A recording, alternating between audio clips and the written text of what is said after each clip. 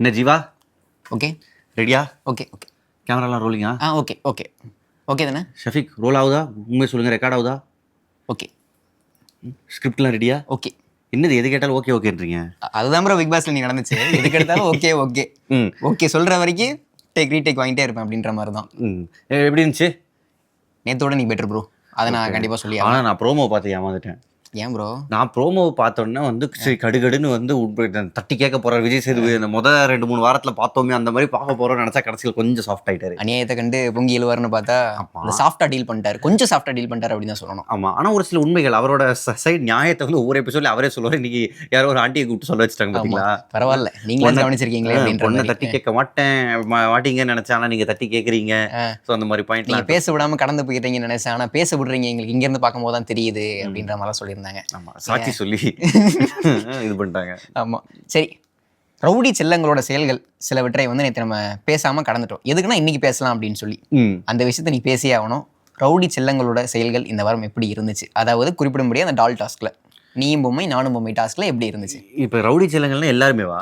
எல்லாரும் தான் அப்படி தானே அவர் மென்ஷன் பண்ணாரு. ஓகே, நல்லா தாங்க இருந்துச்சு. எனக்கு செம என்டர்டெய்னிங்காக இருந்துச்சு. ஒரு சில பேர் வந்து அந்த பார்கெயின் பண்ணாங்க, இவங்கெல்லாம் போகணும் இவங்க போகக்கூடாது. அண்ட் இன்னொருத்தங்க மேல வச்சிருக்கிற வன்மம் வந்து கிளியரா இருந்துச்சு. ஆமா, அது அப்பதான் தெளிவா தெரிஞ்சது. இன்னும் என்டையர் ஹவுஸ் அகேன்ஸ்ட் மஞ்சரி. ஜாக்லின் வந்து மஞ்சரிக்கு ஹெல்ப் பண்றாங்க அப்படின்னு தெரிஞ்சுன்னா அப்ப ஜாக்லினும் எனக்கு எதிரி ப்ரோ.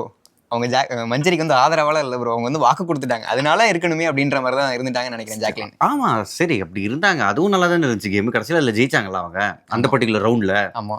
அதுக்கப்புறம் நான் இந்த எபிசோட் பார்க்கும்போது தான் நானே நினைச்சேன், என்னது பவித்ரா ஸ்ட்ரைக் ரேட் இவ்வளவு இருக்குன்னு. அவங்க தான் பும்ரா போல விக்கெட் எடுத்திருக்காங்க பிக் பாஸ் ஹவுஸ்ல. நான் அப்படிலாம் நினைச்சே பார்க்கல ப்ரோ. ஆனால் அவங்க வந்து பிளான் பண்ணலன்னு நினைக்கிறேன். அது வந்து ஒரு ஸ்ட்ராட்டஜியை நம்ம பண்ணணும். நீ வேற ப்ரோ, பண்ணியிருக்க மாட்டாங்க போல ப்ரோ. ஏன்னா அவங்க மூஞ்சி ஒரு மாதிரி ஆயிடுச்சு ப்ரோ. அந்த கேள்வி திரும்ப திரும்ப விசித்து கேட்கும் போது அவங்க மூஞ்சி ஒரு மாதிரி ஆயிடுச்சு. சரி, ஒரு பண்ணியிருக்க மாட்டாங்க போல அப்படின்ற மாதிரி தான் எனக்குலாம் தோணுச்சு. ஓகே, பட் 5 பேர் மச்சான், அது என்ன கடைசியில் வந்து எல்லாரும் தடையா நிற்கிறாங்க, உள்ள போடணும். சரி, ஒரு தடவை முடியல. எனக்கு என்ன இதில் ஆச்சரியம்னா, மற்றவங்க இன்னும் ரியலைஸ் பண்ணல.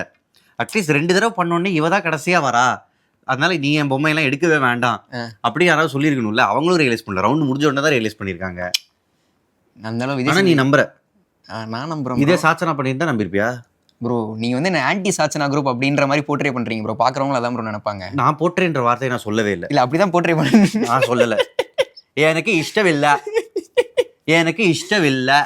இந்த நீ பொம்மை நானும் பொம்மையில சுவாரஸ்யமா நிறைய விஷயங்கள் நடந்துச்சு. ஒரு பயங்கரமான அதிரடி நடந்துச்சு பாத்தீங்களா?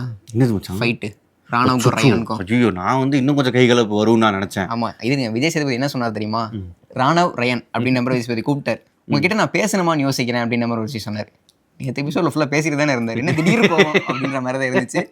இருந்தாலும் சண்டை போட்டது தப்பு தான். அதை வந்து இந்த அளவுக்கு ரொம்ப க்ளோஸா அந்த மாதிரி எடுத்துட்டு போயிருக்க வேணாம் அப்படின்ற மாதிரி என்னோட கருத்து. உங்க பாயிண்ட் ஆஃப் வியூ என்ன? ஆமா கரெக்ட், கொஞ்சம் அக்லியா தான் இருந்துச்சு அது பார்க்கும்போது. எனக்கு என்னன்னா, ஃபர்ஸ்டே அவங்க ரூல் சொன்னாங்களே, யாருமே அந்த பால் பிட்குள்ள குதிக்க கூடாதுன்னு. இல்ல, அடுத்து பிரேக் பண்ணிட்டாங்க தான் நினைக்கிறேன் நான். ஸோ அதுக்கப்புறம் வந்து அவங்க உள்ள வந்து ஜெஃப்ரியை பிடிச்சி ஸ்குவீஸ் பண்ணது எனக்கு என்னமோ திடீர்னு ராணுவ சொன்னது இல்லை நியாயம் இருக்குன்னு தானே தோணுது. அப்படி லாக் பண்ணியாச்சுன்னா எப்படி கையை ஆட்ட முடியும்? அவர் ராணுவ இருக்கிற சைஸுக்கு, ஜெஃப்ரி இருக்கிற சைஸுக்கு இவர் பிடிச்சாருன்னா கையெல்லாம் ஆட்ட முடியாது. அனகொண்டா மாதிரி பிடிச்சிட்டாரு அப்படின்னாரு. அனகொண்டா கையவும் சேர்த்து தானே பிடிக்கும். ஆமா, இல்ல உடம்பே சேர்த்து பிடிச்சிடும் ப்ரோ. ஆனா ஒரு விஷயம் என்னன்னா, பால் பிட்குள்ள இருக்கும் போது ரொம்ப டைட்டா தான் ராணுவ பிடிச்சிருந்தாரு ஜெஃப்ரி. எனக்கு அதெல்லாம் ஓகே, பட் இவங்க அந்த டாலை எடுத்து நீங்க காப்பாற்றணும், எடுத்து சட்டக்குள்ளெல்லாம் வச்சுக்கிறது வந்து எந்த அளவுக்கு கரெக்ட்? அது 2-3 பேர் பண்ணாங்க. ஐ திங்க் சாச்சனா பண்ணாங்க, ஐ திங்க் தர்ஷிகா கூட அதை பண்ணாங்கன்னு நினைக்கிறேன் ஏதோ ஒரு கட்டத்தில். I'm not sure. பட் ஆண்கள் வச்சாலும் சரி, பெண்கள் வச்சாலும் தப்பு தானே. எதுக்கு நீங்கள் வந்து ஸ்நாட்ச் பண்ணுவாங்க அப்படின்னு தெரிஞ்சா நீங்கள், உங்களுக்கு நிறைய வழி இருக்கு அதை காப்பாத்துறதுக்கு. ஆமா சரி, இந்த சண்டைக்குள்ள நம்ம வருவோம். இந்த பால் பிட்குள்ள ராணவ் உண்மையாவே ஜெஃப்ரி நல்லா டைட்டா தான் பிடிச்சிருந்தாரு. ஆனா பால் பிட்குள்ள வெளியில வந்ததுக்கு அப்புறம் ராணவ் அவ்வளவு டைட் கொடுக்கல அப்படின்றதான் உண்மை. ஏன்னா பின்னாடி இருந்து ரயன் வந்து ராணுவ பிடிக்கும் போது ராணுவுக்கு ஒரு ப்ரெஷர் வந்திருக்கும் போல, நமக்கு இதான் சாக்கு ஜெஃப்ரி போட்டு அமைக்கணும் அப்படின்ற மாதிரி பால் பிட்குள்ள ஒரு ப்ரெஷர் கொடுத்துருக்காரு. ஆனால் வெளியே வந்ததுக்கப்புறம் அந்த ப்ரெஷர் இல்லை அப்படின்றத உண்மை. வெளியில் வந்ததுக்கப்புறம் ஒரு குறும்படம் இன்னைக்கு அவர் சொல்லாரு. ஆனால் குறும்படம் நான் இன்னைக்கு இன்ஸ்டால பார்த்தேன். எல்போல வச்சு சத்துன்னு ஒரு அடி கொடுத்தாரு. பயங்கரமான அடி. அதெல்லாம் எனக்கே பார்க்கும்போது கதி கலங்கிட்டேன் நான். ஓகே, பயங்கரமான ஒரு குத்து விட்டுருக்காரு அப்படின்னு தான் தோணுச்சு. பிசிக்கல் டாஸ்க்ல ஜெஃப்ரி எப்பவுமே இந்த மாதிரி நாசுக்கா வேலை பார்த்துட்டு போயிருக்காருல்ல. ஸோ ஓகே, பட் கடைசியில நமக்கு ஜெஃப்ரி பண்ணதும் ஒரு மாதிரி அக்லியா தான் போச்சு. பட் அதானே இந்த கேமு. கிட்டத்தட்ட இவங்க பாடி பில்டர்ஸ்லாம் உள்ள இருக்கும்போது கொஞ்சம் அக்ரெசிவ் பிளே நம்ம எதிர்பார்ப்போம்ல. ஆமா கண்டிப்பா. பிக் பாஸே வந்து இந்த ரவுண்ட் இப்படிதான் இருக்கணும்ன்றதுக்காக அந்த கேமை வந்து வடிவமைச்சாங்களோ அப்படின்ற ஒரு டவுட் எனக்கு வருது. எனக்கு இருந்துச்சு ப்ரோ. ஏன்னா ஃபர்ஸ்ட் வந்து எலிமினேட் ஆனவங்க இந்த கேம்ல கலந்துக்க கூடாது அப்படின்னாங்க, அதுக்கப்புறம் கலந்துக்கலாம்னாங்க, அதுக்கப்புறம் பால் பிட்குள்ள வரக்கூடாதுன்னாங்க, அதுக்கப்புறம் வரலான்னாங்க, அதுக்கப்புறம் தடையா நிக்கலாம்னாங்க, அதுக்கப்புறம் நீங்க பால் பிட் வெளியில கூட ஸ்நாட்ச் பண்ணலாம். ஸோ இந்த மாதிரி ரூல் மாறிக்கிட்டே இருந்தது வந்து ஓகே இப்படி போகுதா, இன்னும் கொஞ்சம் மசாலா ஆட் பண்ணுவோமே, இன்னும் கொஞ்சம் பெப்பர் ஆட் பண்ணுவோமே அப்படின்ற மாதிரி பண்ண மாதிரி தான் இருந்துச்சு. நேற்று நீங்கள் ஒரு விஷயம் சொல்லியிருந்தீங்கல்ல, நேற்று எபிசோட் ஸ்பைஸாகவே இல்லை அப்படின்னு சொல்லி. ஆனால் இந்த மாதிரியான மாற்றங்கள் வந்து பிக் பாஸ் அடுத்தடுத்து எடுத்துகிட்டு வரும்போது தான் ரொம்ப காரசாரமாக போச்சு அந்த இது. எக்ஸாக்ட்லி. பட் சூப்பராக இருந்துச்சு மச்சான். ஒரு சில பேர்லாம் நல்லா விளையாடினாங்க. ஆமாம் கண்டிப்பாக. குறிப்பாக அந்த டஃப் ஃபைட் பற்றி சொல்லி ஆகணும் ப்ரோ. பேசிட்டோம், இருந்தாலும் அது டஃப் ஃபைட் பயங்கரமாக இருந்துச்சு. ஜாக்லினும் அன்ஷிதாவும் அது சூப்பராக இருந்துச்சு. யார் ஃபர்ஸ்ட்டு ஹூ பிளிங்க்ஸ் ஃபர்ஸ்ட் அந்த மாதிரி ஒரு கேமாக இருந்துச்சு. எனக்கு அதில் ஒரே ஒரு குறை தான், இவங்க மஞ்சரி வந்து கடைசி வரைக்கும் இவங்களோட இருந்தாங்க. தீபக் வந்து நல்லா தூங்கிட்டு இருந்தாரு. ஆமாம் ப்ரோ, அவருக்கு பாவம் ப்ரோ, கால் அடிபட்டுருச்சு போல ப்ரோ அவருக்கு. சரி உட்காரலாம்ல. சரி ப்ரோ, சரி ஓகே ஓகே. அவங்களும் உட்காந்து தானே இருந்தாங்க. ஓகே அது தீபக்கோட பாரதி ஜாக்கெட் இல்லை, அது வந்து ரயான். இவர் கேட்டுக்கிட்டே இருக்கார். Okay sir, yes sir, okay okay sir, ஆமாம் சார், தப்பு தான் சார், ஓகே சார். பிரின்சிபல்கிட்ட மாட்டுற மாதிரி இருந்துச்சு. அப்படிதானே இருந்துச்சு. கண்டிப்பாக அப்படி தான் இருந்துச்சு. ஆனால் பிரின்சிபல் நீங்கள் ஓகே சொல்லாடி நான் விட மாட்டேன் அப்படின்ற மாதிரி பிடிவாதம் பண்ணார். அதனால தான் ஓகே சொல்லிட்டு இருந்தார் ப்ரோ. இந்த ஃபைட்டுக்கு அப்புறம் விஜய் சேதுபதி திட்டினார், இந்த மாதிரி இன்னொரு தடவை நடக்காமல் பார்த்துக்கோங்க அப்படின்னு சொல்லி ராணவட்டையும் ரயன்ட்டையும் ஒரு எச்சரிக்கை கொடுத்தார். அதுக்கப்புறம் சரி இது தப்பு, நம்ம உணர்ந்துக்கணும், இதுக்கப்புறம் திருத்திக்கணும் அப்படின்ற மாதிரி தான் எல்லாம் நினைப்பாங்க அப்படின்னு சொல்லி எதிர்பார்த்தோம். ரயன் என்ன தெரியுமா சொன்னார் ஜாக்லின்ட்ட, கோவா கேங்க ஒரு கெட்ட பேர் வாங்கி கொடுத்துட்டேனே அப்படின்ற மாதிரி ஃபீல் பண்ணுறாரு. அப்போ கடைசி வரை அவர் வந்து தப்பு உணரவே இல்லை அப்படின்றதான் இங்கே கரெக்டு. சரி என்ன பண்ண முடியும், இனிமேல் யாரும் ஃபிசிக்கலாக போகக்கூடாதுன்னு ஒரு வார்னிங் கொடுத்துருக்காங்க. பட் ஹீட் ஆஃப் த மொமெண்ட்ல அதெல்லாம் நடக்க தானே செய்யும். ப்ரெஷரில் எதனால நடக்கலாம். ஆமாம், அந்த கோவா கேங்காவது கோவா கேங்னு பேர் நமக்கு தெரிஞ்சு, மற்ற கேங்குக்குலாம் எப்போ பேர் வச்சாங்க? இல்லை அவங்களுக்குள்ளே வச்சுக்கிட்டாங்க போல, காதுக்குள்ளே சொல்லிட்டு நம்மளை குழு மாதிரி நம்ம குழு பேரும் சீக்கிரட்டாக இருக்குன்னு அப்படின்ற மாதிரிலாம் ரொம்ப வெயிட் பண்ணிருந்தாங்க போல, ரொம்ப காத்துட்டு இருந்தாங்க போல அதுக்கு. பட் அந்த நானுமும்பையில் நீ வந்து பவித்ராவை டிஃபெண்ட் பண்ணுறியே, உண்மையிலேயே அங்கே 2 ஸ்லாட் இருக்கு. ஆமாம், அவங்க வந்து 2 ஸ்லாட்டையும் ஒன்று லாக் பண்ணணும். இவங்க பொம்மையும் வேணும், மஞ்சரியோட பொம்மையும் உள்ளே போகணும்னா அது எப்படி ஒன்று மட்டும் லாக் பண்ணாங்க? இது எப்படி அவங்களுக்கு தெரியாமல் நடக்கும்? நீங்கள் இந்த கேள்வி கேட்டு என்ன லாக் பண்ணிட்டீங்க ப்ரோ? சொல்லு மச்சான். நீ தான். இல்லை எனக்கு அதுவுமே தோணுச்சு, அவங்களுக்கு என்னன்னா அவங்க பொம்மை காப்பாற்றப்படணும், மஞ்சரி மேலே ஒரு வன்மை இருந்திருக்கோ. ஃபுல் ஹவுஸுக்கு இருந்துச்சு, ஃபுல் ஹவுஸுக்கு இந்த வாரம் இருந்துச்சு முத்துக்குமரனை தவிர. கண்டிப்பாக. அண்ட் அவருமே வந்து வேடிக்கை தானே பார்த்துக்கிட்டு இருந்தாரு. மஞ்சரி வந்து ஜாக்லின் கிட்ட பார்கெயின் பண்ணிட்டு இருந்தாங்க. ஏன்னா மஞ்சரி வந்து ஜாக்லினோட பொம்மையை வச்சிருந்தாங்க. இதை நான் வச்சா நீங்க எனக்கா நிப்பீங்களான்றப்ப நிப்பேன் ஜாக்லின் சொன்னாங்கல்ல. அதுக்கப்புறம் இவங்க வச்சதுக்கு அப்புறம் சௌந்தர்யா வந்து செமையா இவங்களை சாடிக்கிட்டு இருந்தாங்க மஞ்சரிய. டிஃபென்ஸுக்கு யாருமே வரல. ஐ திங்க் முத்துக்குமரன்லாம் வந்திருப்பாருன்னு நினைச்சேன் நான். ஆனால் இப்போ ஒரு விஷயம் நடக்குது ப்ரோ, எல்லாம் குரூப்பாக சேர்ந்துட்டு இருக்காங்க. இப்போ அந்த கோட் எடுத்ததுக்கப்புறம் ஒரு குரூப்பாக ஃபார்ம் பண்ணுறாங்கல்ல, முத்துக்குமரன் மஞ்சரி இவங்க 2 பேர் ஒரு தனி கேம் பிளே உள்ள வந்து பிளான் பண்ணிட்டு இருக்காங்களோ அப்படின்ற மாதிரி. அந்த அளவுக்குலாம் எதுவும் பண்ணல மச்சான், அந்த அளவுக்குலாம் எதுவும் போல. மஞ்சரி அவங்க பண்ணுற வேலைனால மற்றவங்க யாருக்கும் அவங்கள வந்து பெருசாக பிடிக்க மாட்டேங்குது. ஓகே, அவங்க வெளியில் போகணுன்னு தான் மேபி ஆசைப்படுறாங்க. ஏன்னா கடைசியில் சொன்னாங்களே 8 பேர் சேர்ந்து நாமினேட் பண்ணி தப்பிச்சிட்டாங்க. ஆமாம். ஸோ எல்லாரும் குறி வச்சு தாக்குறாங்க. அதுக்கு அவங்களும் ஒரு காரணம் தான். பட் தப்பிச்சிட்டாங்கன்றது நல்லது தான். ஏன்னா அவங்க ப்ராபப்ளி அந்த எல்லாரும் சேர்ந்து அவங்கள வந்து ஒரு மாதிரி கார்னர் பண்ணப்போ ஐ திங்க் சிம்பத்தி ஒர்க் ஆயிருக்கும். அதை பார்த்து கூட சில பேர் ஓட்டு போட்டுருக்கலாம். வாய்ப்புகள் இருக்கு ப்ரோ. நிச்சயமா இருக்கு ப்ரோ. அந்த கேங்குக்கெல்லாம் பேர் வச்சாங்கல்ல, ஆதரவற்ற ஒரு குழு, தானா சேர்ந்த கூட்டம், கங்குவா இப்படிலாம் வச்சுருந்தாங்கல்ல. சரி மொக்க காமெடி தான், சரி கடந்து போயிடலாம். அதை மிட் நைட் பிரியாணின்னு ஒரு குழு இருந்துச்சு பார்த்தீங்களா? ஆமாம் பார்த்தேன். அது என்ன ப்ரோ குழு? எனக்கு வந்து கடைசியில் அது ரொம்ப க்யூட்டாக இருந்துச்சுன்னு விஜய் சேதுபதி அட்ரஸ் பண்ணிட்டார்ல. திருடி திங்கிறாங்க, அதை நியாயமாக கேட்க வேணாமா எல்லாரும்? இது மட்டும் அந்த ரேஷன் இல்லைன்னு சொல்லிட்டு கேர்ள்ஸ் டீம் வந்து பிக் பாஸ்ட்ட கேட்டு வாங்கிட்டு வந்தாங்க தெரியுமா? இல்லை இது பார்க்குற நம்மளெல்லாம் வந்து ஏமாளி ஆக்குறது இல்லையான்னு நான் கேட்குறேன். ஏன்னா வந்து நேற்று ஒருத்தவங்க வந்து பட்டர் கேட்டாங்க, ஒரு எக்ஸ்ட்ரா ஜாம் கேட்டாங்க. இதுக்கெல்லாம் அவ்வளோ பிரச்சனை. ஃப்ரிட்ஜை வந்து பெர்மிஷன் இல்லாமல் திறக்கக்கூடாது, இது வந்து ஒரு பிரச்சனை. ஸோ ஃபுட்டுன்னு வரப்போ அவங்களாம் வந்து ரொம்ப பர்டிகுலராக இருக்காங்க அப்படின்ற மாதிரி தானே இவ்வளோ நாள் பில்ட் பண்ணிட்டு இருந்தாங்க. இப்போ நைட்டு வந்து எல்லாரும் சேர்ந்து பிரியாணி சமைச்சு சாப்பிட்டாங்களா, அதை வந்து நம்ம கூலாக எடுத்துக்கணும்னா எனக்கு சத்தியமாக எனக்கு தெரியல. அங்கே உள்ள இருக்கிறவங்களே யாருமே அதை வந்து கேப்டன் தீபக் உட்பட எப்படா எனக்கு தெரியாமல் பண்ணீங்கன்ற ஆச்சரியத்தில் தான் கேட்டாங்க. எனக்கு வந்து உண்மையிலே இப்போ நம்மலாம் இந்த மாதிரி என்ன பொழப்பு இது?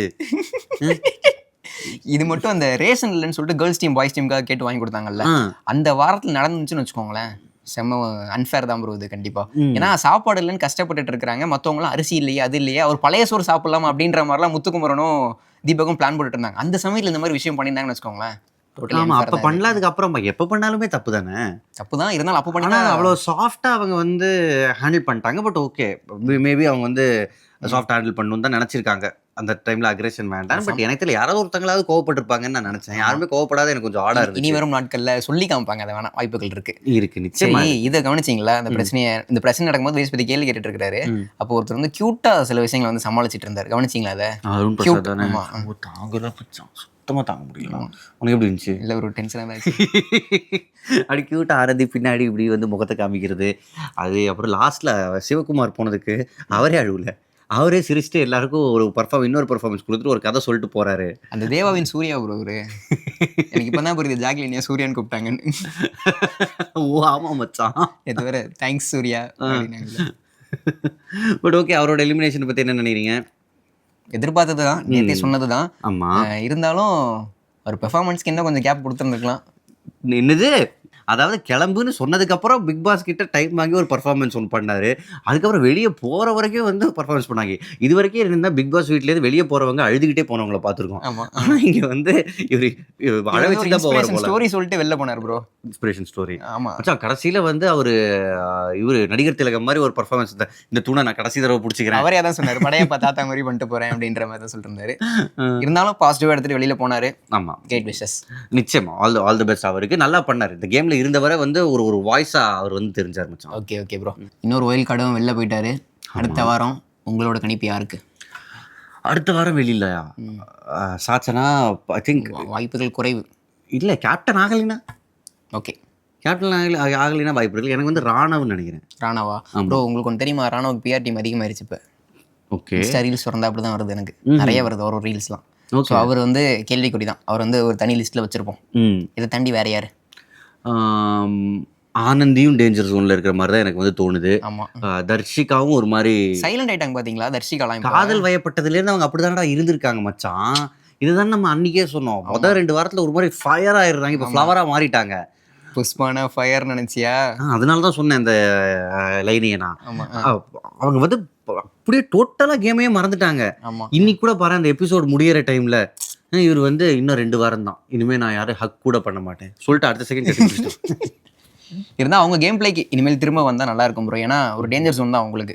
ரொம்ப அமைதியாகிட்டு போகிறாங்களோ, கடந்த 2 வாரமா ரொம்ப அமைதியாகிட்டு போகிறாங்களோ அப்படின்ற மாதிரி தோணுது. இல்லை, நாமினேஷன் நிச்சயமாக நிறைய பேர் குத்துவாங்க. ஏன்னா உங்களுக்கு வந்து நாமினேஷனில் கடைசியில் உங்க கூட இருக்கிற ஃப்ரெண்ட்ஸ் தான் வந்து குத்தாமல் இருப்பாங்கன்னு ஒரு நம்பிக்கை. பவித்ராவே கொடுத்துருவாங்க அடுத்த வாரம். அதே தான் சொல்கிறேன். இவங்க நிறைய எனிமீஸை சம்பாதிச்சிருக்காங்க. ஒருத்தரை வந்து க்ளோஸ் ஆகணும் அப்படின்ற எண்ணத்தில் நிறைய பேரோட அவங்க வந்து பிரிஞ்சுட்டாங்க.